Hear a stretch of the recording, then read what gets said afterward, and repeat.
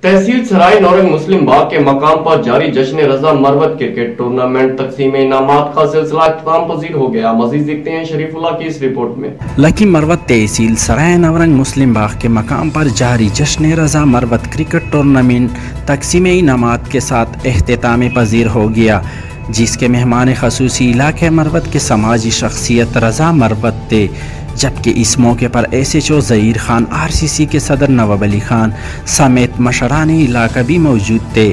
Final match کے موقع پر سینکڑوں کی تعداد میں شائقین کرکٹ موجود تھے، جو فائنل میچ سے لطف اندوز ہو گئے۔ فائنل میچ رفت کلب اور شیخ زاہد کلب کے مابین کھیلا گیا، جو ایک سنسنی خیز مقابلے کے بعد ٹیم رفت گل کلب نے جیت لیا۔ مہمان خصوصی رضا مروت نے ٹورنامنٹ کی انتظامیہ کے لیے 50,000 روپے نقد، جبکہ رنر اور ونر ٹیموں کے لیے 5,000 روپے کا اعلان کیا۔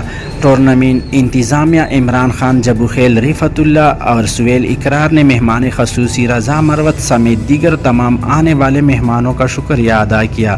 مہمان خصوصی رضا مروت اور دیگر نے گفتگو کرتے ہوئے انہوں نے کہا کہ کھیلوں کی تراشوں کے انعقاد کا مقصد علاقہ مروت کے نوجوان منشیات سمیت دیگر منفی سرگرمیوں سے محفوظ رکھنا ہے۔ انہوں نے نوجوانوں پر زور دیا کہ پڑھائی کے ساتھ ساتھ کھیلوں میں بھی حصہ لے۔